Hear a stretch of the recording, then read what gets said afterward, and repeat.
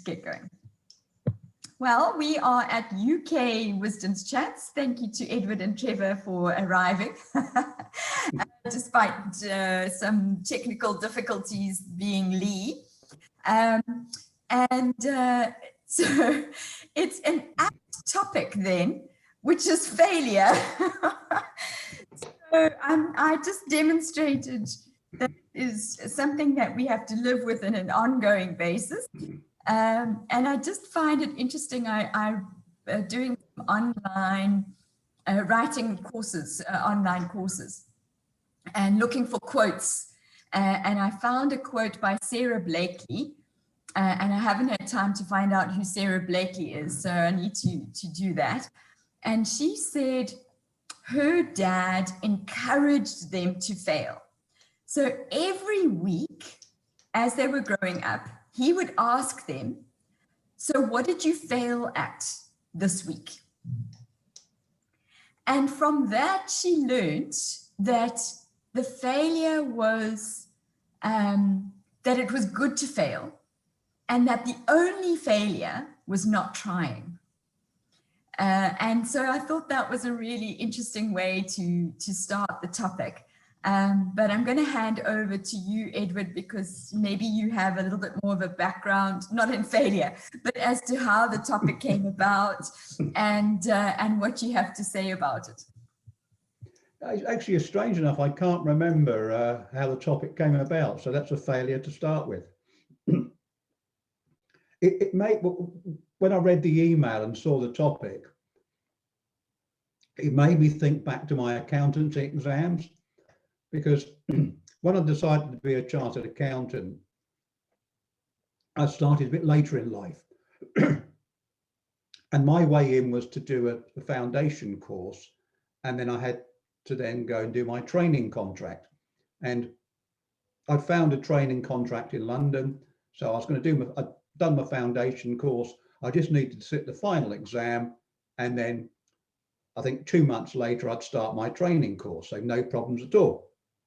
Except on the day of the training course, the day of the exam, I could not get out of bed.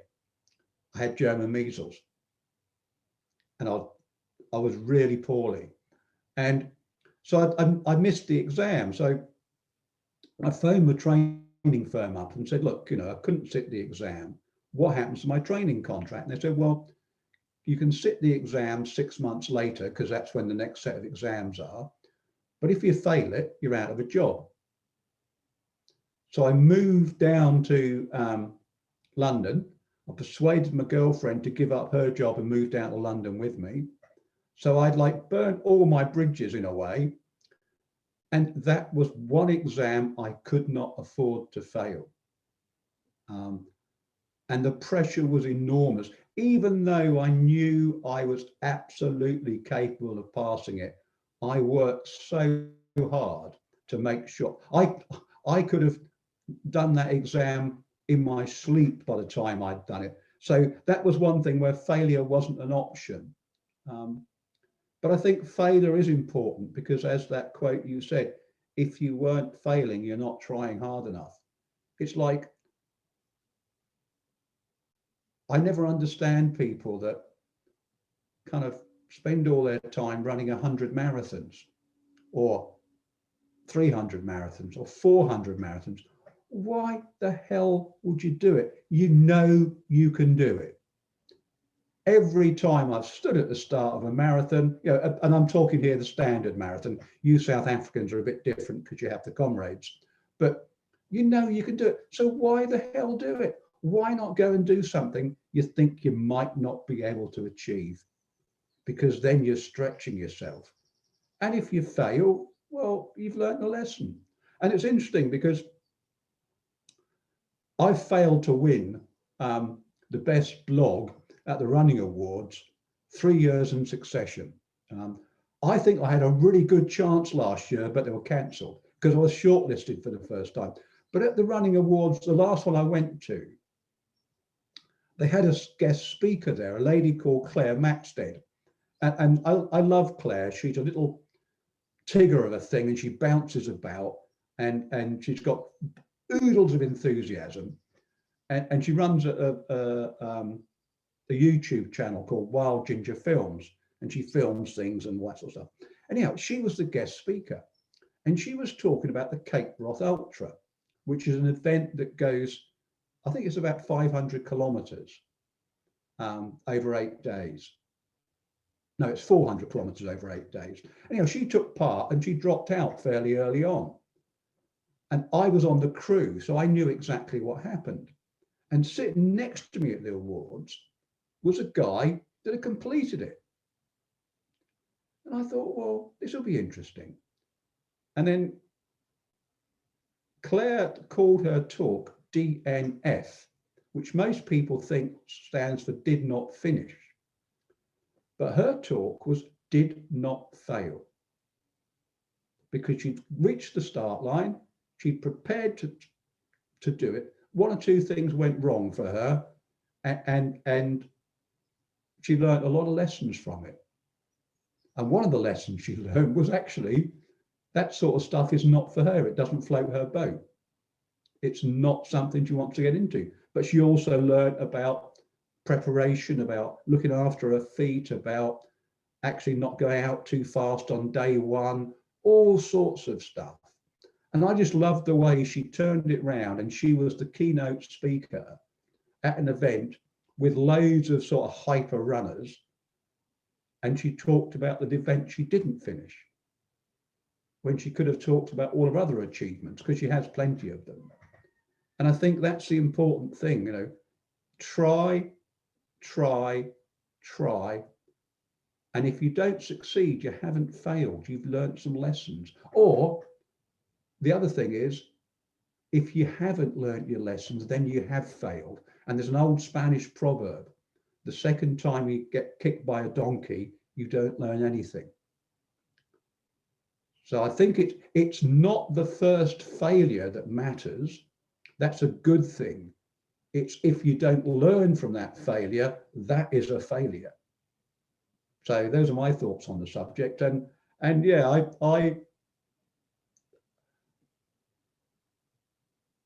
I'm still pushing myself, because I know at some point, and you might think, well, why do I keep doing that event in the Kalahari when I know I can do it? Well, I don't know I can do it, because every year I do it, I'm a little bit older, I'm a little bit more complacent perhaps, and I don't know whether I can finish it. Every year I have not known whether I could finish it. And that's why I keep doing it, because at some point in time, I will learn that actually it's time to move on somewhere else. So I'll learn from that one time when I don't finish it.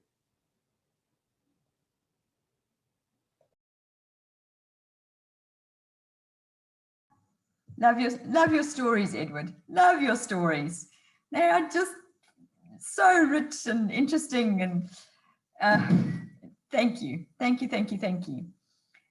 So Trevor, how well are you doing at sewing up your torn shirt? I'm failing here. I've pricked my fingers, I don't know how many times, but it's all Ed's fault. Out of a previous chat that we had, I was so animated that I tore my shirt here. Now, let me tell you, failure is, if I don't have this looking like new when my wife comes home, I'm going to be in big trouble, and I can't even refer to Ed as being the root cause of the problem. But listen, he talked of a Spanish saying or a Spanish proverb. What went through my head was to do with failure. The burnt rice at the bottom of the blooming pan is not a failure, it's paella. Okay, that's the Spanish saying that you should be looking at. And I think this discussion from last week came from someone making the comment about the stupidity of failing forward. That's how I interpreted it anyway. Someone actually turned around and said they didn't like this idea of failing forward. Now, I'm very much like Ed. I'm a believer that you've got to fail. You've got to try things. You've got to be an adventurer, and that's the tag that Ed has. You've got to be an adventurer, and an adventurer means that you're going to be doing new things. You're going to be discovering new things. You're going to be hitting peaks and valleys that you've never hit before. And I think going over peaks and valleys, and because Ed and I are both runners, but I'm also a paddler. So I've been in the valleys, in rivers, taking different tributaries, some that I didn't even know. And you take instant decisions, but you do it on the basis knowing that, hey, you don't know what's going to come out there. You hope that your skill and your experience helps you to actually stay upright, or you actually have the experience to know that when you go up a peak, or up the side of a mountainside, and you go over the other end, you know that you're going to be tired, but you also know that you're going to recover at the other end. And that peaks and valleys are really not being in a valley, is really not failure. It's you're learning and you're gaining experience all the time to help you get out of that, but you're climbing up another mountainside, another rise. So this concept of failing forward is very much in my blood. And that's because I'm something of a nomad. I'm something of an adventurer. I'm willing to give things a try. In fact, I'm also an old water polo player, and I think I've got certificates here of the greatest number of shots in a season, and I think I've got that for about 10 seasons in a row, taking the greatest number of shots. And I think the individual who actually gave that to me meant it as something of a criticism, but I also happened to score most of the goals every season, which helped our team win. So I remember as a youngster, a coach actually once turned around to me and tried to control my game in the polo pool. And I would always have this refrain, don't shoot, don't shoot, don't shoot. It was the wrong thing to ever say to me. What he should have done was said, shoot, shoot, shoot, and then I wouldn't have shot. But because I heard this refrain, don't shoot, don't shoot, don't shoot, I just shot. And you know what? It's something like the more shots you take, the more goals you score. And that's how I happen to actually play some pretty good polo down the road, because people like to see who's scoring all the goals. They don't look at who passes off the great pass and all that sort of thing. They're looking for the goal scorers, the glory boys. And so that came out of a philosophy of don't worry about the failure, don't worry about the criticism, just enjoy yourself and utilize your natural skill. I don't know, Ed, if I've gone down the wrong direction here, or Lee. Failure was the topic. Man, Zig Ziglar, I think they had the greatest turn of phrase in his books. Failure is not failure if you treat it as a learning experience. Was it Zig Ziglar who said that? That everything is a learning experience. And I've got a 12-year-old granddaughter at the moment, and I think that's the one thing I really just share with her all the time. You go for it, girl. You give it a go. You do it. She's playing around in various different sports teams. She's great at some. She's not great at others. But I'm encouraging her to actually participate in everything, and don't worry about making bluffs, because you're learning all the time. And basically, you're learning what you can do, what you can't do, what you like, what you don't like.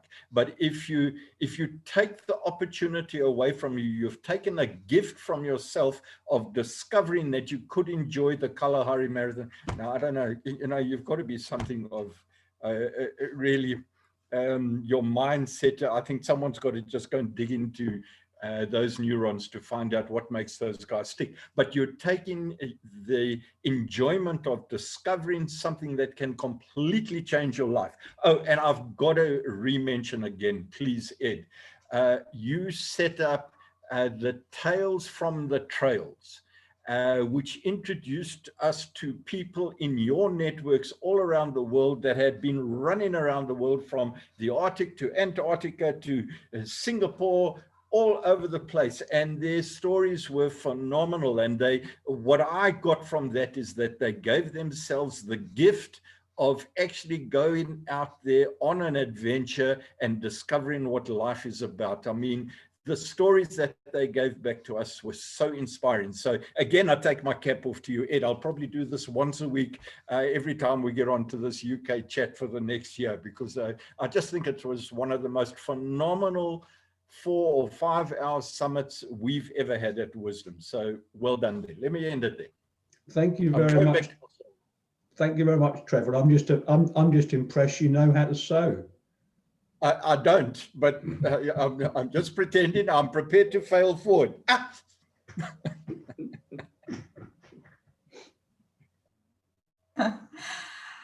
I think the quote, Trevor, that I remember from Zig Ziglar, and I think it's Zig Ziglar, is failure is an event, not a person. And I think that really is a lesson I've had to learn, because I'm not a person who naturally likes to fail. That's not how I'm wired. I'm wired that I will prepare to death so I don't fail.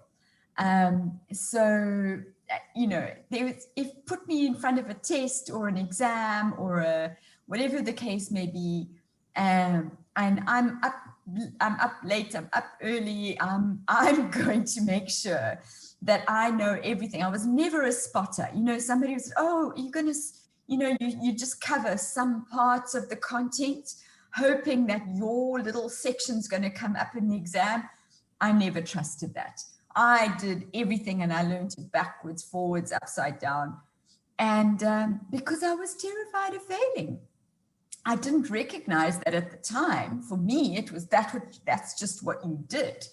And I think also, you know, when you start succeeding in school in that way, it starts to become the expectation. So your success actually becomes, it doesn't become something, and and my family got very irritated with me about this, that I didn't bask in the success. It became a pressure.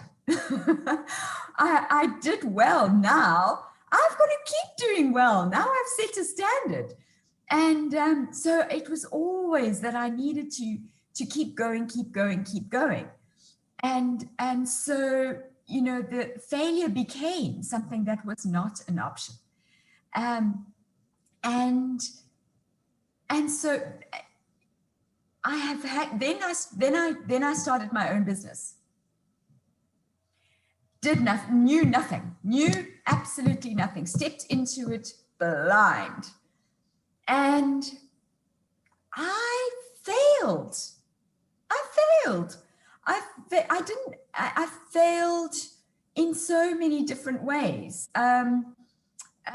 Not getting customers, not delivering what the customer wanted, overcharging, undercharging, not negotiating properly. I mean, whatever business aspect there is, I didn't do it. Not having separate business accounts, you know, not understanding my figures. Everything that you're supposed to know about business, I didn't learn by studying it and being prepared. I learned by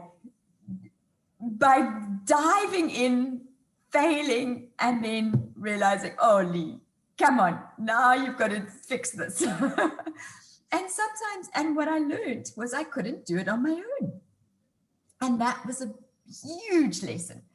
And learning then to work with partners, and failing in that too, failing in relationships, failing in understanding how different partners work, and that this partner wants things done in this way and this partner wants things done in that way, and figuring that out. So I definitely have become more failure resilient as I've grown older, and realized that the world does not fall apart. My life is actually richer for those failures because of what I've learned, but also because of the person I've become. I'm not so fragile. I'm not so, I can take a punch or two. And I'm proud of that. So I think those are the things that failure has taught me.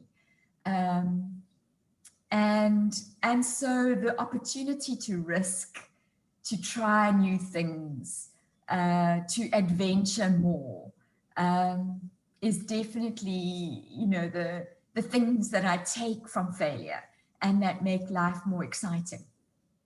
So that's my thoughts about failure. Anybody want to add anything more? Yeah, I just want to say I'm sorry, Lee. I don't know what I did to actually upset you as a partner, but anyway, I'm sure you don't know, Trevor. You don't know. Edward. Yeah, it was when you were talking about the fact that because you succeeded, because you did all your worrying and your work and stuff, and then you were expected to do well. Just reminded me of one time when I almost did fail, and again it was in the Kalahari. Things were going a bit pear-shaped, and I was really struggling, and I was just desperately hoping for one of the support vehicles to come past so I could perhaps give up. But nothing came past. And after the event, I was chatting to one of the crew, and they were saying, things were going a bit pear-shaped, and they were trying to work out where best to be. And they said, well, we knew Ed would be okay, so we didn't have to worry about him. So had it not been for the fact that I was known to, I would have probably failed that day. But because I wasn't given the chance, I didn't fail, which was quite interesting. So I think, you make your own fortune. And I just wondered, for another subject, whether we look at some people are crushed by failure. I talked about that lady, Claire Maxted, who came away from failing at this big event, which she trained for really hard for a whole year, and was a pinnacle of her sort of thing. She came away with a very positive attitude, and she's gone and bounced on and done all sorts of other stuff. But I know people that have taken on the Marathon des Sables or the Kalahari, and we heard from one person on the tails when she failed at the Gobi March, how that kind of set her back. Are there some failures that crush people, or are there people that are crushed? I suppose that's the thing. Is it the people or is it the failure? Does that kind of make sense as a question? Yeah, can I throw a little slant on that? Because as you were talking, the phrase sink or swim came to me, which is subtly different to what you're actually saying here. That some individuals actually need to be thrown into the deep end to actually discover themselves. I think what you're talking about here is, can you prepare people to be happy about failing forward? Could Lee have been prepared at age 15, 18, 20, when she was a nerd wanting to pass everything? Or could I have actually influenced her to write her exams like I did? Well, I'm not going to say that. I was very experienced at writing exams for many a year. It took me a few years to get out of matric, which is not something to boast about. But it does make me one of the most experienced matric scholars in the room in most discussions. Did that upset my life? According to my teachers and college professors, they said it held me back. But did it stop me building the largest education franchise in the country in the late 1980s? No, it didn't. And that was probably because I didn't understand anything about education. So maybe that was the stimulant. Sink or swim, or can you prepare people to actually fail forward and smile at it? Yeah, let's talk about that next time. Sink or swim. I like that. Sink or swim. Yeah, Does that, I can does that cover suit it. you? What? You happy, Edward? Yep. And just not to put any pressure on you, Lee, but later on today, you've got your donkey moment, if you know what I mean. I pretty much know what you're talking about, Edward. I'm hoping I'm going to learn from my failure. So thank you. I will forever remember donkey moments. I think my husband also has this great saying that says, it's so much better to learn from other people's mistakes than yours. So I'm happy to have made the mistake on other people's behalf, and hopefully you also learn from my failures, not only your own. And so what time do you get the second kick from a donkey? 3 o'clock. 3 3 o'clock o'clock. South African time. Okay, just right. I think Good. it's 2. Is it 2 your time, Edward? To my time, yeah. Yeah. And I'll see you there Fantastic. this week. I can make it this week. Lovely. Okay. Thanks, everybody. Bye. Bye.